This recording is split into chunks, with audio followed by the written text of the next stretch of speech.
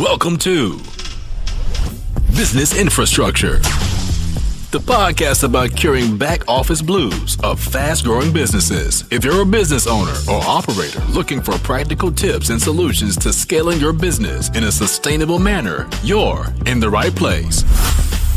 Now here's your hostess, Alissa Carpenter.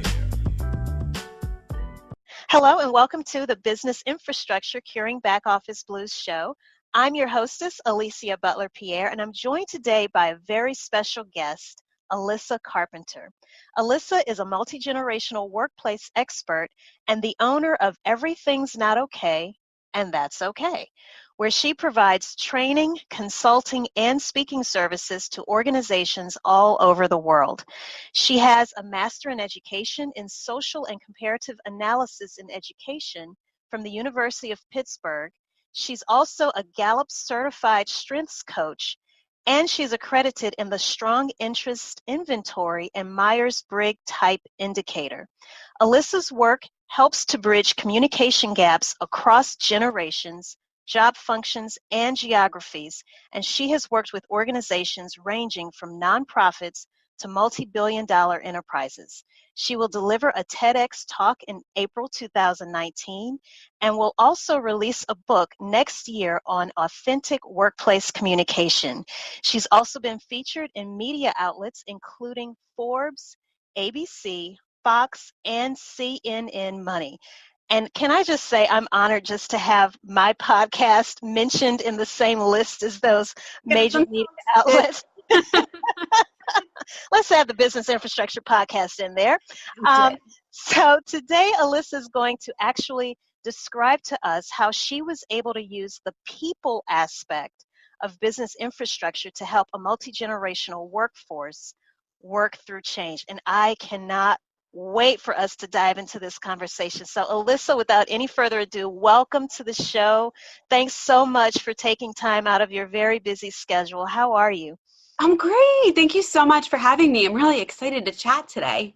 And I love the energy. I was watching some of your different YouTube videos through your website, and I actually went to your channel as well and made sure I subscribed. And I was like, she's just a ball of energy, and I love it.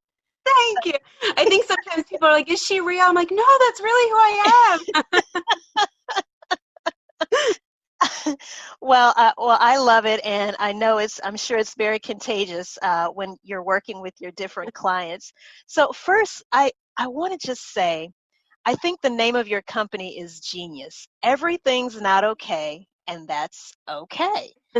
So can you first start off by telling us a little bit more about what you do at Everything's Not Okay, and That's Okay? Sure. So my background's actually in higher education. So I worked in colleges and universities for about 12 to 13 years on the administration end. So I worked with students, I worked with staff, and I worked with faculty. And when I was hearing a lot from my students, I would see them in the hallway and they would say everything's great with, how their classes were, their life was going really well. And then they would come into my office and just break down. So it was kind of this concept in terms of the business name that we need to come to the understanding of everything's really not okay. And that's okay. We just have to make some progress and work towards that. And that's what I do a lot with companies and organizations now, especially in multi-generational workforces. I really help them bridge and break down those communication barriers. So some of it's through generations, job functions, we're working all over the world in terms of geography. So really getting people to understand how to work better together. So how to communicate better with people who think, who act, and who experience life differently from us. And so how did you move from academia to your consulting business? It was interesting. I never thought that I would own a business. To be honest with you, I never thought being an entrepreneur was something that I would ever consider. But when I was working with students, and I also worked with the faculty and staff, I did a lot of training programs. I got my certifications. My last full-time job was working at Wharton as part of the University of Pennsylvania. And I wanted to, as cheesy as this sounds, really make a bigger difference in the people who I was seeing. I was only able to identify strengths and work with the people who were in that space. And I was doing my business on the side, more of a kind of a side hustle, and then transition it into full-time when more companies and organizations just started reaching out and saying, this is a need that we have. This is something kind of we're thinking about. How do we move forward? So I used what I was already doing, and I was getting a lot of information just from students too and other staff members about how the companies could actually retain them, what they were looking for within organizations. So I've been able to use that now in that corporate space, which has been really fun. I truly love what I'm doing now. That's awesome. And as I was listening to you describe how when you were working in higher education and your students would tell you one thing, maybe in a more public forum, but then when they'd get the opportunity to have a conversation with you one-on-one, maybe in your office, it's like, no, everything's not okay. And I couldn't help but think about social media and how we're all kind of, in a way, many of us, not all of us, but you see many people kind of putting up this facade. Oh, look at me, I'm doing this and I have this going on, and I'm in front of the Gucci store and I'm doing this and my life is so great, when in fact it could be the total opposite.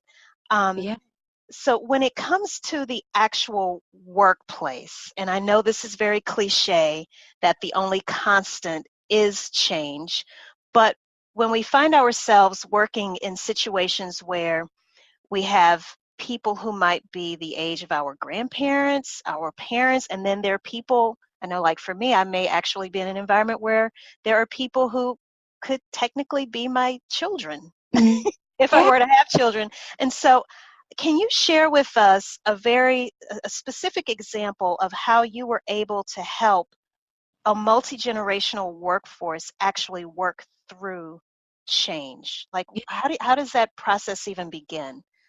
It's tough. And it's exactly what you're saying, that, I mean, it maybe is cliche, but this idea that change is really the only constant thing. And with this particular organization, I'm still working with them, and it's still kind of a work in progress. It's a larger organization, and many organizations are siloed, and this one is as well. And there's a lot of change happening with the staff, with actually the structure. What will the offices, what will the facilities look like?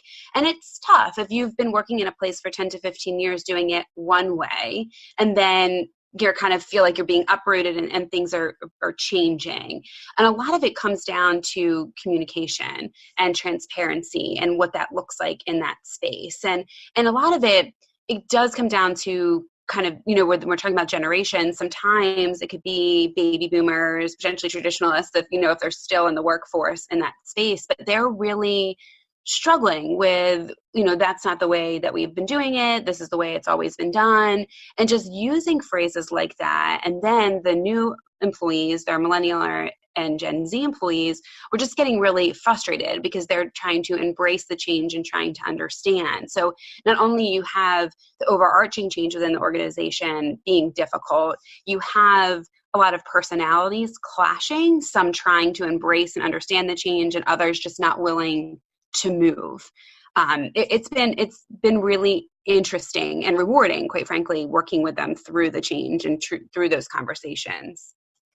Can you share with us how exactly do you help them actually work through that change? So I know you mentioned, I think before we even started this interview, that you were able to help identify people's strengths.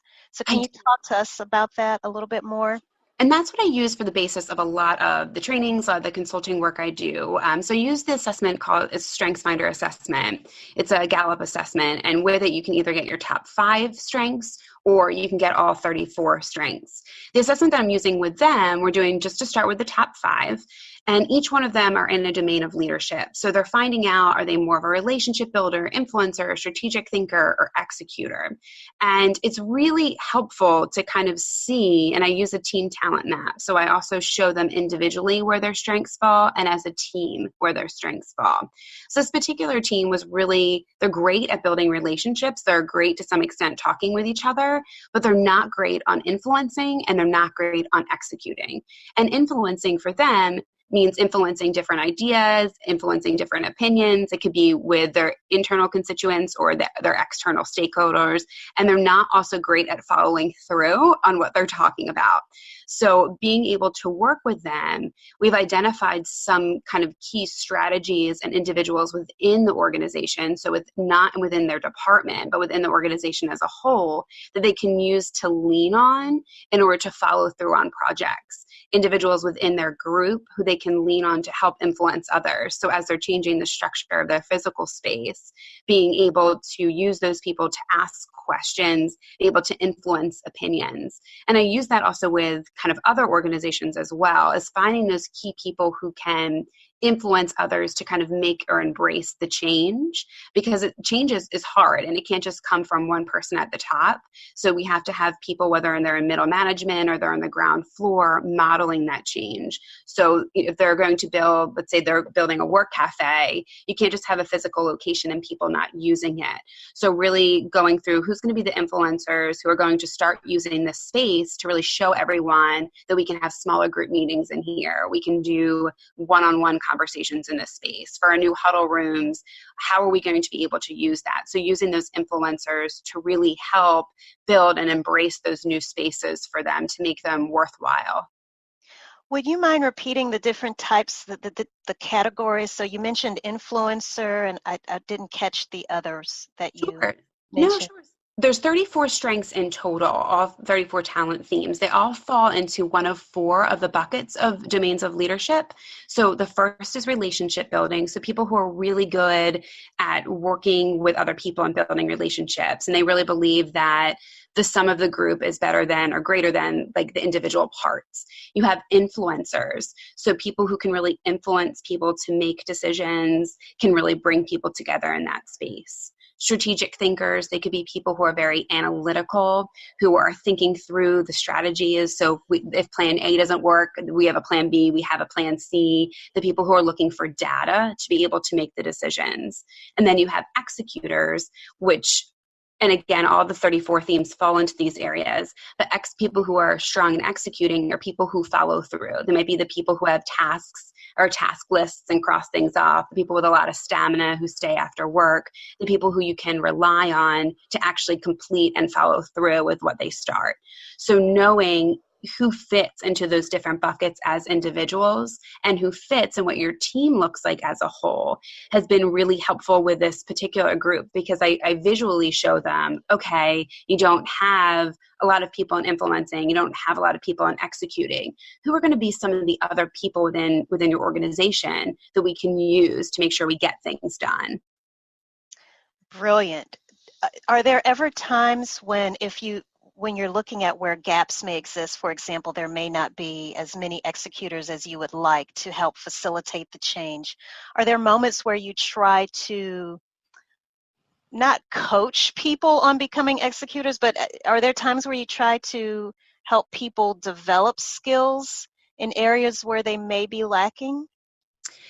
Definitely. And I take it from kind of a different angle. So with the StrengthsFinder assessment itself, it's based in positive psychology. So it's all kind of what we're good at.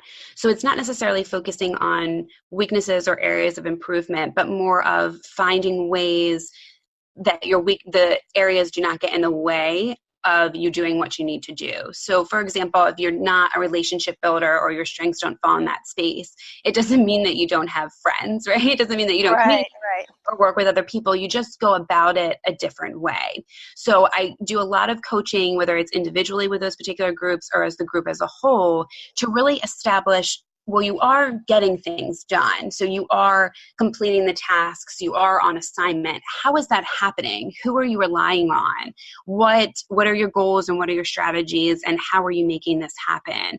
So we've had just a lot of conversations on how they're actually able to complete the tasks, who's completing it, who they've actually relied on. And once they're able to, this particular team, identify that space, they can kind of keep working on it. So they're able to kind of move forward and know who to rely on or how they're actually getting things done. But it's tough. Yeah, I can imagine. And I'm just thinking, this is kind of like a segue to another question that I want to ask you. So when we're talking about business infrastructure, and for those who are listening for the first time, business infrastructure is just a system for linking people, processes, and tools to ensure growth in your company in a profitable and sustainable way. So, Alissa, you've mentioned the Strengths Finder assessment, which is definitely a very valuable tool. You've also mentioned how you work with the different people on the team. But I can't help but think about the process component of business infrastructure. And here's why, because processes are all about, okay, let's help you develop a routine. Let's have these processes in place so that we can make sure that regardless of whether I perform the process or Alissa performs the process, the end result will roughly be the same. So when we're talking about change and leading people through that, can you talk to us a little bit about some of the processes that you go through in order to help facilitate that change? I think sometimes people don't realize, whether you're talking about strengths or you're talking about change or just assignments, people don't realize how they're doing what they're doing. So I start just having conversations of, okay, you engage in this new client and you were able to sign them on for a training that you're going to be doing every month with them, for example. How did you do that? Who did you reach out to? Who was your contact? Was it a phone call? Was it an email? What conversations did you have? What contract did you sign? So having those touch points and having somebody else from the outside helping you through your process, I think is really important, especially when you're talking about strengths. Strengths and talents are things you just wake up in the morning and you're able to do. You're able to just talk to other people. You just think, oh, I need data to make this decision. I can't think about it in another way, or I'm just going to keep going and move forward with my task, or I need to step aside and really process this before moving forward. So being able to even identify what your personal process is. With that said, I'm a big fan of what is the end result. So being able to communicate, this is what I'm looking for, this is what I want. And individuals being able to use their strengths and talents to get the results in the way that makes most sense for them. So if you're trying to raise money for your organization, you might have someone, if you're a nonprofit, you might have someone wanting to do a lot of workout classes and having people pay money to go to those sessions. You may have somebody else going door to door or calling different donors. So as long as you are completing your end result and earning the amount of money that you need to for that nonprofit, how you go about it is okay. So there doesn't always, in my mind, have to be an exact process for certain things. It does have to be documented what you're looking for. I like that because it allows for flexibility as long as that end result is still the same. And as long as within reason you're following, obviously you have to follow a company's guidelines, but there's the way one person may execute a particular process, again, whether they're cognizant of the fact that it's a process in the first place at all, can vary from or differ from the way another person does it. And that's okay, to your point. That's okay. Different isn't necessarily bad. It's just different. So, and there's some things like you were saying are just going to need, this is the process we use. This is how we get things done. If you are a company and you produce t-shirts, for example, you need to put in this, purchase order, this form needs to be filled out. It just has to be communicated in a way that people can understand. So whether that's in person or email or text, we're talking about multi-generational workforces. People have to be able to understand what they're doing and why they're doing it. So why are they filling out these forms? Why are they making that call? Because then you're going to have millennials and Gen Z questioning the process. How do we make it faster? How do I make it more efficient? Why are we doing it this way? When I listen to you talk about the importance of transparency and communication, I couldn't help but think about two examples. And I'd love to get your feedback on both of these. So the first one, I'll never forget, I was working on a corporate project for a huge company one time. And it was a global team. We were on a conference call. And someone on the conference call said, and it was his way of kind of motivating the team to, kind of pull through in the final stretch of getting this project completed on time. And he made a comment. He said, you know, you have to get on the bus and make sure that you roll up your sleeves and get everything done. And the people on the call who were from China, they literally started saying things like, what do you mean get on the bus? We got on the bus. That's how we got to work. What are you talking about? Because they took it quite literal, the expression that we use here in America of, you know, getting on the bus, which is really our way of saying, get on board, get with the program, you know, this ship is moving on, whether the train has left the station, you need to get on, it's going to move whether you're on it or not. So it was just kind of his way of kind of giving us a pep talk as a team, but also motivating us at the same time, but it didn't translate. So I don't know if you run into that kind of thing often. I would imagine you do. And then the other example that I thought of, I remember talking to someone, this woman is a business coach. This was several years ago. And I remember her telling me how she was coaching a client and they were having difficulty understanding why the younger people at work were always on their phones. And so the impression from the older people working on the job was that, oh, well, they're lazy, they're not doing their jobs, they're always on their phone. And it turned out these were salespeople and they were actually texting clients. Yeah. But to the older generation, they thought, oh, they're goofing off, they're not doing their jobs, they're not picking up a phone and physically driving around to make these sales calls, so they're not being efficient, you need to get rid of them. When it turns out they were, in fact, doing their job, they just found a different way to communicate. So I'd love to get your feedback on both of those. I think your second scenario is so interesting because it's so relevant. I hear it all the times from my clients, whether it's a particular example like that in terms of a sales team, or you're sitting in a meeting of 10 people, 5 of them are on their phone, and half the time the 5 people are looking up something that somebody mentioned and trying to be 3 steps ahead and figure out what's next from their comments.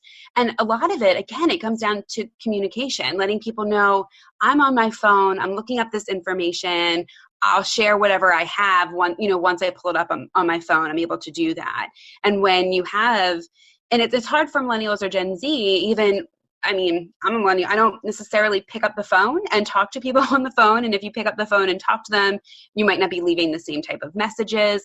We're just communicating in different ways. And it's faster to text, it's faster to email than it is to go door to door. And they are probably doing really well in the business that way, because if they're especially working with people of the same generation, they're not looking to receive a phone call.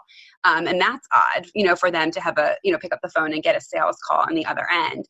But we can't assume that other people know what we're doing. So if it just looks like people are on their phone, texting, potentially not, doing sales calls, we have to be aware of that. We have to be explaining what we're doing, show results, being able to show the data of, I made this many calls, or I, texted this many people. These are the results I have. Let's talk about, maybe this is a way that we can change or redesign the organization or our processes. There has to be a two-way street there. We can't just be in our, little bubble and pretend like nobody's being impacted by the choices we make in terms of communication, especially with technology.